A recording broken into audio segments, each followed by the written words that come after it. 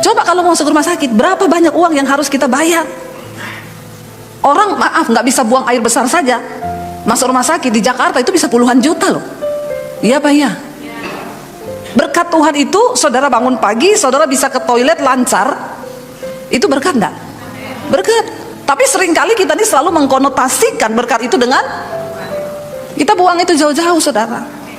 Anakmu sehat, ya, usahamu sehat. Banyak orang itu gini saudara, ya, selalu berpikir ikut Yesus itu uang, berkat itu uang.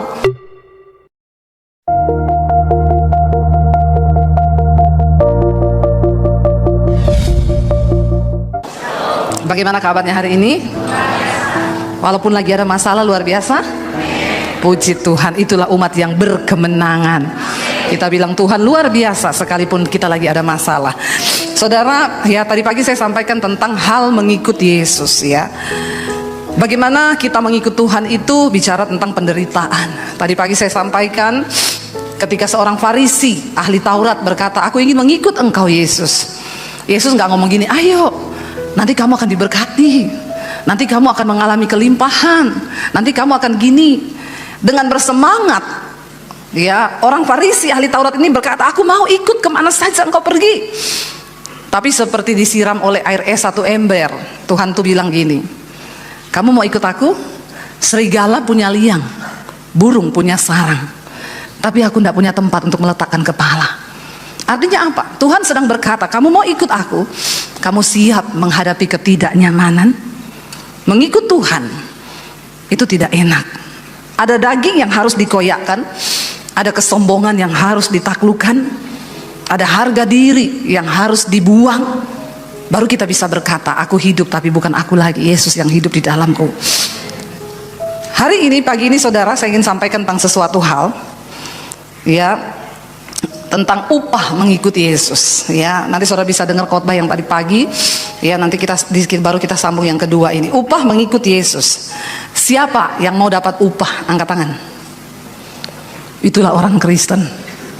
Kalau ditanya mau dapat upah, semua langsung, ya, karena yang namanya upah itu pasti enak, ya. Semua orang tentu pengen dapat upah. Dan untuk apa kita ikut Yesus kalau nggak ada upah? Pulang saja, nggak usah ke gereja, nggak usah percaya. Kita semua tentunya, ya, pengen dapatin sesuatu. Kita nih udah ikut Yesus, apa nih yang kita dapat? Kita buka bersama Injil Matius pasal yang ke-19 ayat 27 sampai ayat yang ke-30 saudara. Injil Matius 19 ayat 27 sampai ayat yang ke-30. Baca bersama 1, 2, 3. Lalu Petrus menjawab dan berkata kepada Yesus, kami ini telah meninggalkan segala sesuatu dan mengikut engkau. Jadi apakah yang akan kami peroleh? Kalau saudara lihat judul perikop dari ayat ini tuh upah mengikut Yesus.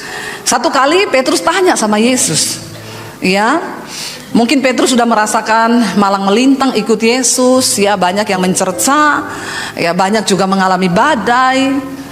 Lalu dia baru tersadar karena ternyata mereka itu meninggalkan jalannya, meninggalkan ayah dan ibunya, ngikut Yesus kemana-mana. Dia baru sadar, lalu dia tanya sama Tuhan, kami ini telah meninggalkan segala sesuatu, termasuk meninggalkan hidup lama, dosa-dosa lama, ya, dan mengikut engkau. Jadi apa yang akan kami peroleh? Itulah manusia. Memang kita wajar saudara bertanya apa yang kita dapat. Manusia itu selalu berhitung untung. Banyak orang itu saudara mengukur berkat itu hanya uang. Dia lupa, kau itu 1 bulan ini tidak masuk rumah sakit, itu sudah puji Tuhan haleluya 12 kali. Coba kalau mau masuk rumah sakit, berapa banyak uang yang harus kita bayar? Orang maaf nggak bisa buang air besar saja, masuk rumah sakit di Jakarta itu bisa puluhan juta loh. Iya Pak ya. Berkat Tuhan itu saudara bangun pagi, saudara bisa ke toilet lancar, itu berkat enggak? Berkat. Tapi seringkali kita ini selalu mengkonotasikan berkat itu dengan kita buang itu jauh-jauh saudara. Anakmu sehat, ya, usahamu sehat. Banyak orang itu gini saudara, ya, selalu berpikir ikut Yesus itu uang, berkat itu uang. Saya mau tanya di sini, saudara butuh uang nggak? Pendeta butuh uang nggak? Kok lebih kencang butuhnya? Saya butuh uang, butuh. Ya, uang itu tidak dibawa mati, tapi nggak ada uang bawaannya bertobat. Kenapa saudara sambung? Berarti ini apa yang ada di hati meluap dari mulut. Saya itu hanya mengumpan loh. Kalau nggak ada uang kau rasanya mau mati, bertobat kau, mata duitan berarti kau. Ya, jangan jadi orang mata duitan. Tapi orang Kristen yang tersesat selalu mengukur berkat Tuhan itu dari uang. Ya, dia pikir kalau dia ke gereja pokoknya uangnya banyak, tokonya diberkati, cuannya banyak. Udah gitu nggak tahu malu kadang orang Kristen itu. Ya, ngasih persembahan di gereja, maaf ya, masih ada loh uang 2000. Di sini ada nggak Pak? Jangan ngomong loh Pak, jangan. Bapak gembala, dilarang ngomong-ngomong, saya aja. Tapi nggak tahu saya ngomong gini berarti Roh Kudus tahu ini banyak ngasih persembahan 2000. Maaf ya saudara, maaf. Kau bayar parkir aja di Jakarta 5000. Saya bukan ngomong nilainya. Kalau memang kau hanya tinggal punya 2000, Tuhan lihat hatimu. Itu persembahan terbaik yang kau beri. Tapi banyak orang Kristen diberkati Tuhan berlimpah, ngasih kolektor 2000, ndak malu sama malaikat, ndak malu. Udah gitu ngasih kolektor, nyanyi lagi, persembahan kami sedikit sekali. Udah sedikit dia ngomong apa? Kiranya Tuhan terimalah dengan senang. Nggak tahu diri nggak? Udah ngasihnya sedikit, minta Tuhan terima dengan, dibalas sama malaikat, berkat yang ku beri sedikit sekali, kiranya engkau terimalah dengan. Tertawakanlah dirimu sendiri. Saudara, Yesus berkata begini, kita lihat ayat yang selanjutnya. Yesus bilang di sana, kata Yesus kepada mereka, aku berkata kepadamu, sesungguhnya pada waktu penciptaan kembali, apabila anak manusia bersemayam di tahta kemuliaannya, kamu yang telah mengikut aku akan duduk di kemuliaan Tuhan. Kalau nggak ada pengorbanan dari pengiringanmu kepada Tuhan. Seringkali saudara, kita ini sama Tuhan suka hitung-hitungan. Hitung. Ya, mau memberi itu, apa yang aku akan dapat dari Tuhan. Kita lupa loh, kita ini narik oksigen, bernapas itu udah nggak pakai tabung, udah gratis. Itu anugerah. Keluargamu baik, anakmu baik, usahamu baik, semua baik, itu anugerah. Dan kalau engkau hanya mengukur berkat Tuhan itu dari uang, yaitu engkau tersesat. Makanya banyak orang Kristen itu sama Tuhan hitung untung rugi terus. Dan engkau tidak akan pernah melihat kemuliaan Tuhan selama kita ini hitung untung rugi dengan Tuhan. Loh, kenapa kita percaya Yesus? Upahnya yang pertama tadi dikatakan yang paling jelas, ayat yang terakhir bilang, dan engkau akan memperoleh hidup yang kekal. Semua manusia di dunia ini membutuhkan yang namanya keselamatan. Hal pertama, upah yang sangat luar biasa yang kita terima dari Tuhan Yesus, upah dalam kita percaya mengikut Tuhan, yang pertama itu hidup kekal dulu. Hidup kekal. Karena itu orang Kristen yang sungguh-sungguh sudah percaya Tuhan, dia nggak takut mati lagi, karena ada jaminan hidup sampai pada kekekalan. Karena itu setiap kita hari ini sudah nggak takut mati kan? Semua sudah siap mati? Yang sudah siap mati tolong angkat tangan. Kenapa kau tertawa? Saya itu tanya yang sudah siap mati, bukan yang sudah mau mati. Saudara siap atau tidak? Kalau waktunya datang, nggak bisa diundur. Jadi daripada kau tidak siap, lebih baik mempersiapkan diri pada kematian. Itu bukan beli peti yang ada gambar Tuhan Yesus warna putih yang mahal, bukan. Tapi putihkan hatimu dan hidupmu hidup dalam kekudusan. Buang semua dosa.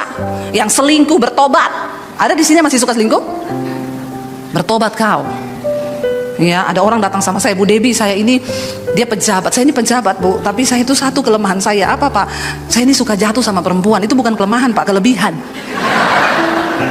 Jangan kau bilang kelemahan, itu Bapak kelebihan. Terus saya tuh mau tanya Bu, bagaimana ya supaya saya ini bisa tobat ya Bu, nggak begitu-begitu lagi. Saya tuh kalau datang ke Jakarta, kan dia dari daerah, baru pesawat baru mau landing nih Bu, udah cepat-cepat pengen hidupin HP, pengen telepon perempuan, sudah datang ke hotel. Jadi Bapak ini mau datang sama saya minta apa? minta nasihat, bagaimana ya Bu supaya saya berubah. Saya tidak akan mendoakan Bapak, karena biar saya tumpang kaki juga, kalau Bapak memang nggak niat bertobat, nggak bisa Pak.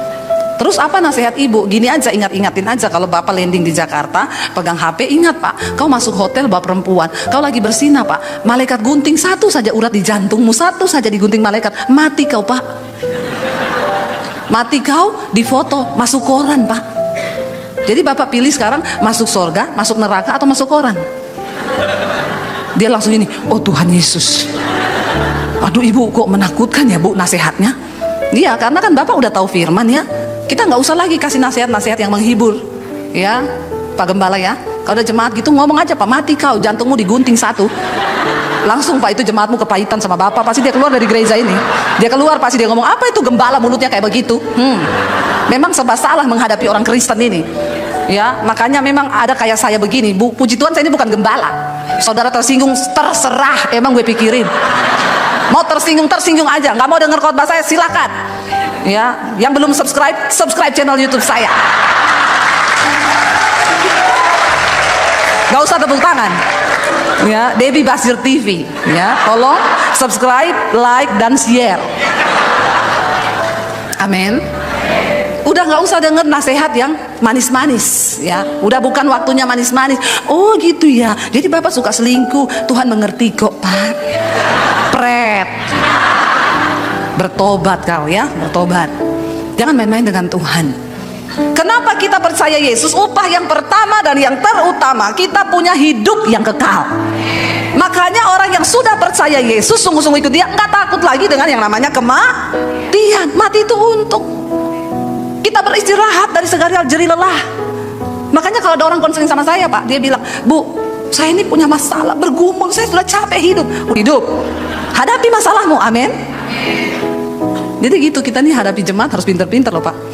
Pakai ayat saja, pakai ayat, nggak usah pakai yang lain. Saudara, ikut Yesus nomor satu, upahnya hidup kekal.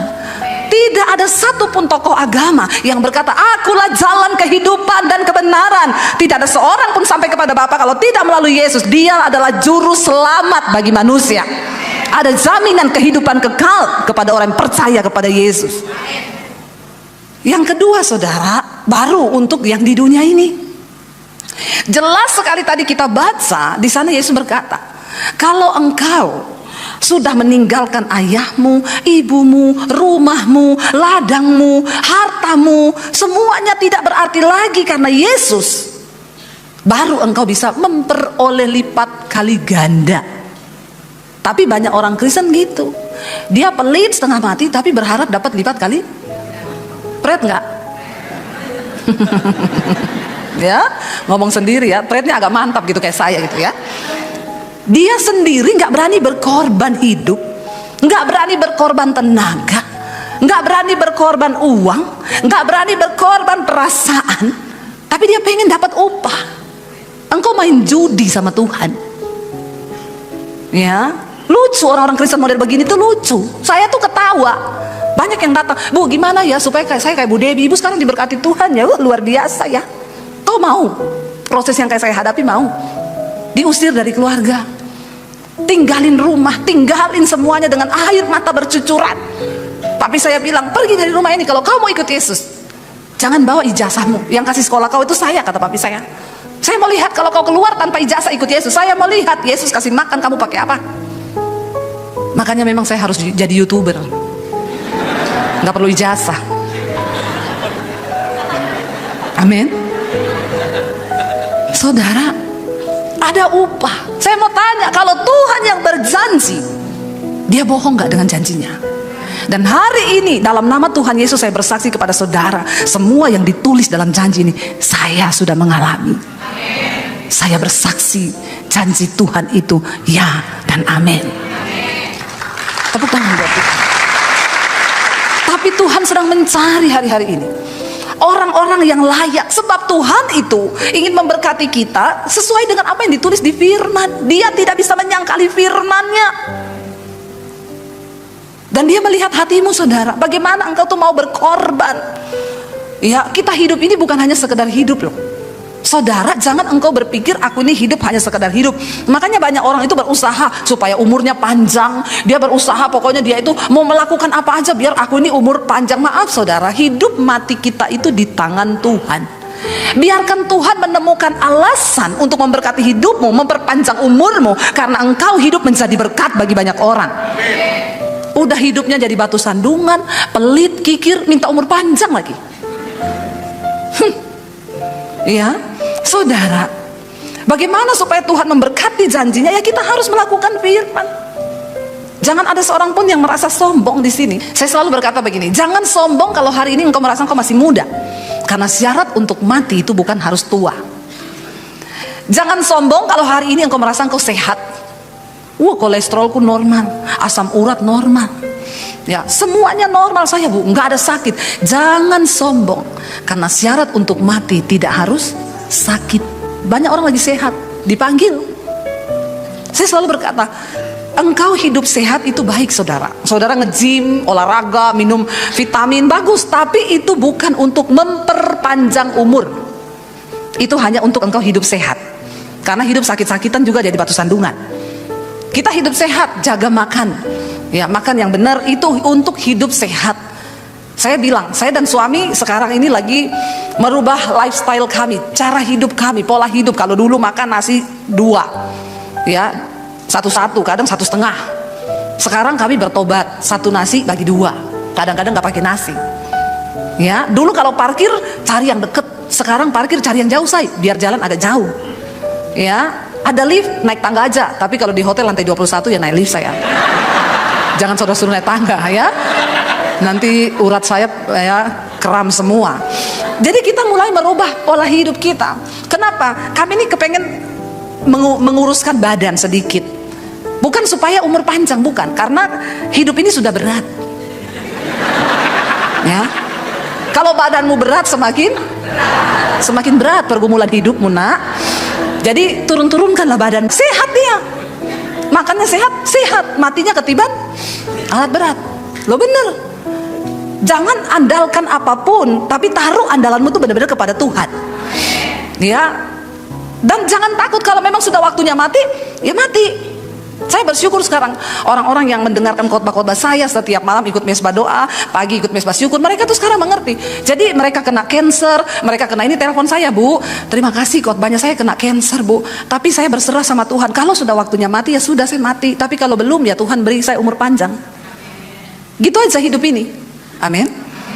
Tapi kenapa bisa begitu? Karena kita yakin di dalam Yesus itu ada hidup yang kekal. Saya pernah saudara tidur nyenyak banget, enak banget, indah banget seperti di Padang. Terus tiba-tiba ada seorang bilang gini, kalau kamu terusin tidurmu ini kamu mati loh. Saya nggak pengen bangun loh, karena enak banget. Tapi saya ingat anak saya masih kecil, nanti suami saya kawin lagi, langsung saya bangun. Bangun. Gue bangun, ingat suami mau kawin lagi, bangun langsung saya. Ya, tapi bener itu indah. Dan memang benar Alkitab bilang orang mati itu dia beristirahat dari jerih lelahnya di dunia ini. Makanya kalau ada masalah jangan coba-coba mengeluh, capek Tuhan, dipanggil nanti kau. di absen sama malaikat, Tuhan bilang capek dia, panggil pulang. Mau dipanggil pulang cepat. Makanya jangan terlalu banyak mengeluh, nggak usah bersungut-sungut. Ada masalah hadapi, mengucap syukur, jalani semuanya, jalani proses tanpa protes. Amin. Jalani dengan Tuhan. Yang pertama itu hidup kekal saudara. Ya, yang kedua baru Tuhan tambahkan berkat-berkat materi itu. Tapi ketika engkau juga rela berkorban, meninggalkan ayahmu, ibumu, ladangmu, rumahmu, ini semua hal-hal berharga loh di dunia. Keluarga, orang tua, itu kan berharga bagi kita. Ketika sikap hatimu tidak mencintai sesuatu melebihi mencintai Tuhan, dia tahu hatimu saudara. Banyak orang berkata begini, saya tuh mau Bu menjadi berkat Bu, tapi kan saya sekarang ini aja uang saya pas-pasan. Saudara, persembahan terbesar yang dicatat di Alkitab bukan dari orang kaya, tapi dari seorang janda miskin. Kenapa dikatakan itu persembahan terbesar? Bukan jumlahnya, tapi sikap. Karena Tuhan itu melihat hati. Kalau engkau pelit, enggak mungkin engkau itu bisa mengalami berkat dan terobosan dalam hal keuangan. Maaf ya, pelit enggak. Tuhan enggak ada alasan untuk memberkati kau. Dikasih duit, Dia punya slogan gini, sekali masuk kantong, dalam nama Yesus tidak boleh keluar-keluar lagi. Wes sudah jauh, harapan jauh. Ya, bahkan ada orang-orang yang hidup terkutuk. Dia tuh tidak dapat karunia untuk menikmati. Tidak dapat karunia. Saya belajar, saudara. Saya tuh bersyukur hari ini kami sangat diberkati Tuhan. Ya, sangat diberkati Tuhan. Kami belajar, saya tuh menabur bukan ketika saya sudah kaya. Dari kami pas-pasan kami belajar menabur. Saya ingat saya tinggal punya uang 50.000. Pensi pasti. Dibuka sama suami saya. Tidak lama suami saya masuk. Saya, ada penjual soto dekat gereja. Kenapa? Mau pinjam uang. Dan dia bukan orang Kristen. Dia agama seberang. Saya tanya, pinjam berapa? 50.000. Saya bilang, uang kita tinggal 50.000. Kenapa juga dia pinjam pas? Mbok yo pinjam separuh bagi dua ya. Saya tanya, pinjam buat apa? Anaknya demam. Kata suami saya gini, aku terserah kamu. Kan kamu yang lebih peka sama Tuhan. Kalau kamu bilang kasih, kasih. Kalau kamu bilang jangan, ya jangan. Dia juga menaruh imannya kepada saya. Saya bilang, nanti kalau besok nggak ada duit, dia salahin saya lagi. Siapa suruh kau kasih kemarin? Jadi saya tuh bingung. Saya hanya berdoa, Tuhan, apa yang harus saya putuskan? Karena kami juga harus berhikmat. Besok anak saya susunya habis. Firman Tuhan berbicara, kesusahan sehari cukup untuk sehari, sebab besok ada kesusahannya sendiri. Tapi ayat ini tidak berlaku ketika kau gajian. Terus kau pergi ke mall, terus kau belanja, kau bilang kesusahan sehari cukup untuk sehari. Itu bodoh. Nanti kau kesulitan uang. Tuhan bilang syukur. Akhirnya saya bilang sama suami, kasih aja. Saya bilang, yang pertama gini, saya dikasih, dia pulang nih. Dia bilang, nanti saya ganti minggu depan. Suami saya bilang, enggak usah diganti, Pak. Kalau engkau sudah memberi, jangan kau harap balas, ya. Kasih. Jangan kau harap ganti. Kalau hatimu tidak sampai untuk memberi, jangan kau kasih, daripada kau berdosa. Banyak orang Kristen ngasih pinjaman, dia nagihnya di Facebook, di Instagram, nyinggung. Ya, gaya selangit, utang tidak bayar. Bayar dulu utangmu. Kau berdosa, kau tidak terima apa-apa, upahmu tidak ada di hadapan Tuhan. Alkitab bilang, kalau kau beri, jangan harap kembali. Makanya beri sesuai takaran imanmu. Orang pinjam 10 juta, kau tidak bisa kasih 10 juta. Wah, ini kalau dia tidak ganti, saya jadi berdosa nih. Kasih aja sekerelaanmu. Saya tidak bisa kasih kamu 10 juta. Jangan bilang gak ada duit. Bilang aja, saya tidak bisa ngasih kamu 10 juta. Tapi saya kasih 2 juta, tidak usah ganti, ambil aja. Kalau memang dia benar-benar butuh. Tapi kalau imanmu nyampe 10 juta, ya kasih. Maka kau akan diberkati. Saudara, waktu itu saya bilang sama suami, pertama ya saya, dia tuh penjual soto dekat gereja kita. Yang lebih kaya dari saya dan suami itu banyak. Kami ini cuma naik motor ke gereja waktu itu. Kita pelayanan naik motor, kadang bonceng 5, anak saya 3 tuh. Iya, saya ngalami, saudara. Yang pertama saya bilang sama suami saya, kenapa dia datang sama kita loh? Kenapa dia nggak datang sama yang lebih kaya, yang naik mobil? Saudara, kalau ada orang minta tolong padamu, bersyukur, berarti tampangmu itu masih tampang malaikat. Amin. Coba kau kira-kira ya, kalau 1 bulan ini kau tidak pernah ada orang minta tolong, kau berkaca lah, mungkin sudah ada tanduk 2 di kepalamu.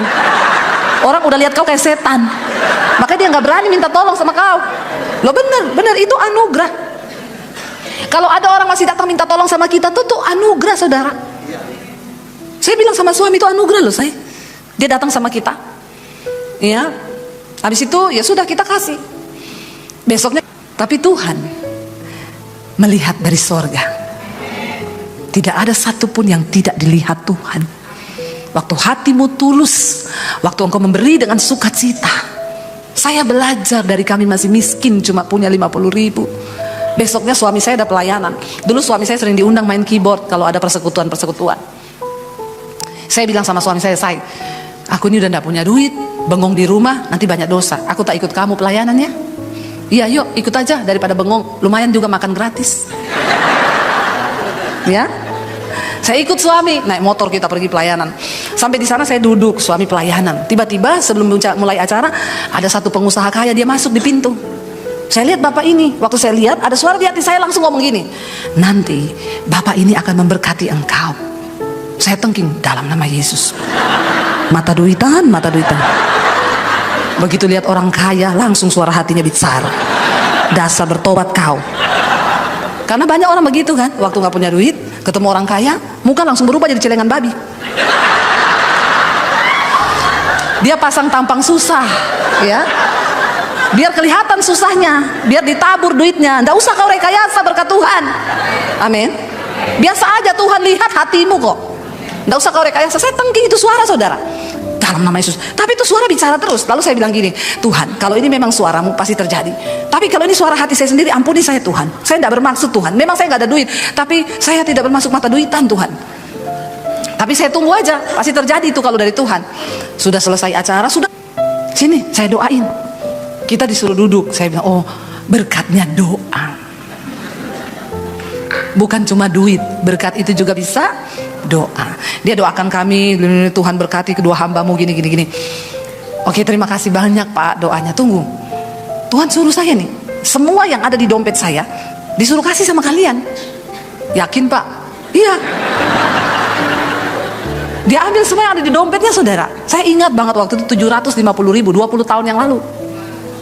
Ini ada uang 750.000. Tuhan suruh saya kasih semua. Saya tanya, terus Bapak pulang pakai apa?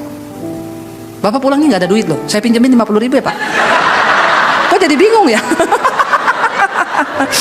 Dia bilang, gak usah Bu, saya ada sopir. Oh, ini ya, terima kasih banget loh Pak, ini juga jawaban doa bagi kami. Oh iya, Tuhan berkati, Tuhan berkati. Turun di tangga gini, tunggu dulu, punya rekening BCA enggak? Tuhan suruh saya ini.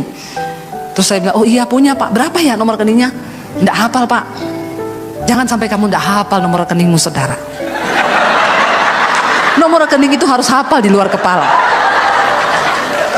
supaya kalau ditanya langsung jawab. Jangan lama-lama, karena bisa berubah pikiran.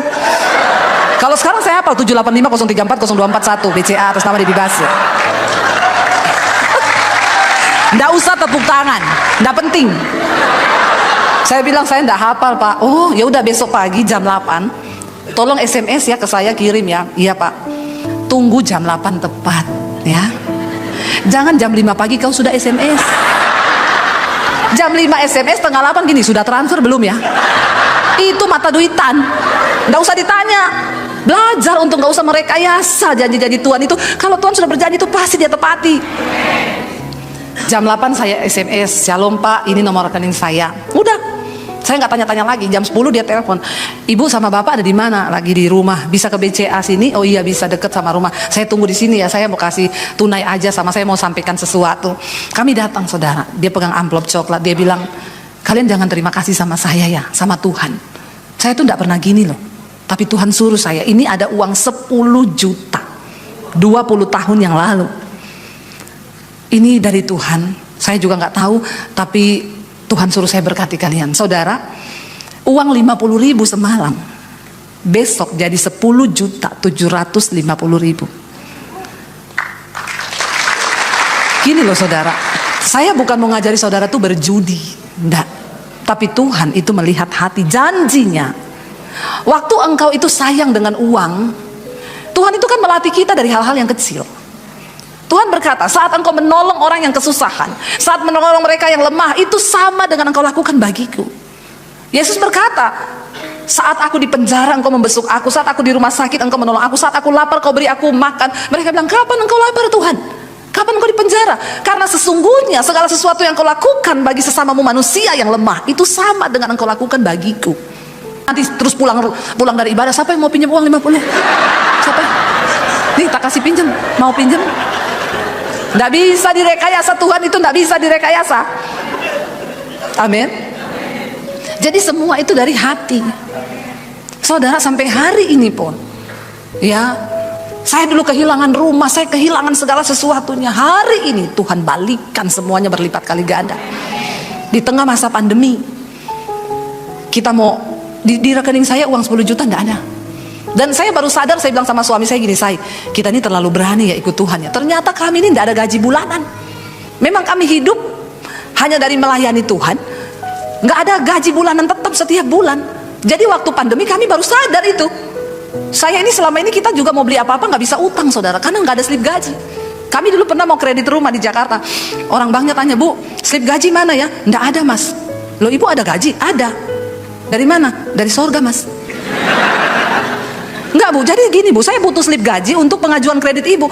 Lah slipnya tuh dengan iman Mas. Orang banknya bingung, dia bilang masalahnya bank belum terima slip dengan iman Bu, karena kebetulan bos kami tidak beriman. Jadi kami ini nggak bisa beli apa-apa, kredit tuh nggak bisa, nggak ada slipnya, gajinya langsung dari sorga.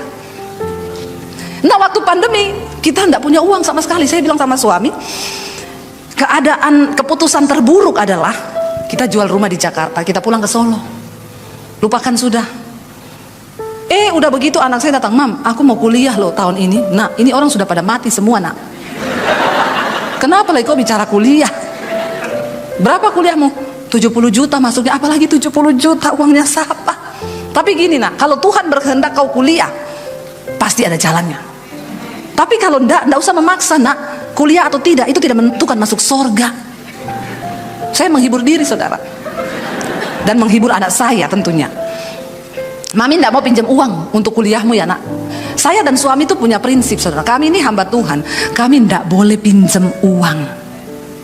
Karena waktu kami pinjam uang, kami mempermalukan nama Tuhan. Itu prinsip saya. Dan Tuhan melakukan sesuai dengan imanmu. Di tengah masa pandemi tiba-tiba lockdown, semua nggak bisa kemana-mana. Saya bilang sama suami, saya mau melukis. Suami saya bilang, hah mau melukis? Aku nikah sama kamu 20 tahun lebih ya. Aku nggak pernah lihat kau gambar-gambar. Kalaupun gambar gunung dua, jalan di tengah, saya sawah kanan kiri. Itu semua saudara juga bisa. Dia bilang, kau mau melukis apa? Ya nggak apa-apa daripada nggak ngapa-ngapain. Begitu lockdown pertama buka, ayo antar saya ke toko Gramet. Kita ke Gramedia, saya pilih kanvas. Mbak, ukuran kanvas terbesar berapa? Ada Bu, 120 kali 80, 120 kali 1 meter. Ya udah saya minta itu 5 biji ya. Suami saya gini, ini hobi atau belajar? Memang laki-laki itu suka tidak percaya sebelum melihat. Karena laki-laki selalu pakai logika. Maka itu, karena ukuran otak laki-laki itu lebih kecil daripada ukuran otak perempuan. Tapi memorinya full. Ukuran otaknya kecil, memori full. Beda perempuan, otaknya besar, tapi tidak ada isinya. Tunggu dulu, dengar jawabannya, dengar. Kenapa saudara? Karena perempuan itu lebih pakai perasaan. Dia kalau ada masalah, dia curhat sama temennya. Dia WA, lagi ada masalah ini dibalas sama temennya, iya Cin. Kenapa Cin? Dia ketik panjang sekali, suamiku itu gini. Temennya itu enggak baca, karena kan sudah bosan dengan curhatannya. Enggak dibaca, cuma dibalas gini, berdoa ya Tuhan tahu hatimu. Dia udah belum. Waktu dia ngetik itu pelampiasan perasaannya sudah. Beda sama laki-laki itu kan nggak pernah curhat. Jadi kalau ada laki-laki yang suka curhat, itu laki-laki cucok meong ya. Saudara pernah lihat ada bapak-bapak Cin? Nggak ada kan laki-laki bilang sama temannya Cin, iya say.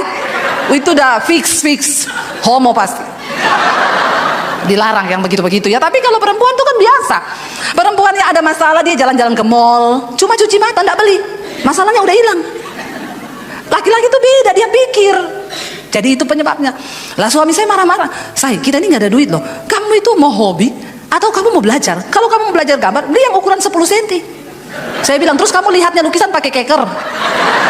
10 cm itu lukis apa tanda tangan aja udah penuh. Dia bilang, tapi kan baru mau belajar ya, jangan begitulah. Saya bilang, sudahlah, saya juga nggak tahu. Lumayan kalau bagus bisa dipajang di rumah. Di tengah masa pandemi itu, lockdown pertama buka, lagi heboh-hebohnya, saya melukis cuma 2 jam. Selesai lukisan, suami saya keluar dari studio. Ini lukisan siapa? Saya bilang, di sini ada siapa? Emang di sini ada siapa? Dia bilang, nggak mungkin loh. Ini lukisanmu? Lah ada siapa di sini? Tetap nggak percaya, tetap. Sudah melihat juga tetap tidak percaya. Itulah laki-laki. Nggak mungkin loh kamu. Lah siapa? Saya di sini nggak ada siapa-siapa loh. Daripada dia bertanya-tanya, saya foto, saya upload di IG. Puji Tuhan, lukisan pertama saya laku. Tiba-tiba ada inbox, Bu, itu lukisannya dijual nggak? Saya bilang, saya baru belajar melukis. Ini lukisan pertama, tapi dijual nggak? Ya, kalau mau dibeli silakan aja. Harganya berapa? Ya saya juga nggak tahu. Yang penting ganti tinta sama kanvas aja, lebihin sedikit lah ya. Ongkos capeknya. Dia bilang, oke, minta nomor rekeningnya Bu. Saya kasih. Saudara, lukisan pertama saya laku 10 juta. Saya liatin ke suami saya, opo?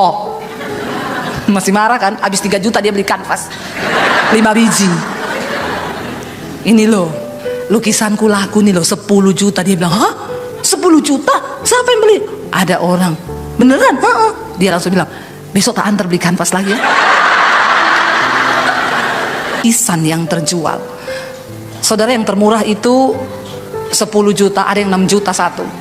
Yang lainnya 50 juta, 25 juta, 50 juta. Anda usah lihat itu HP yang hidup. Lihat saya aja kepo.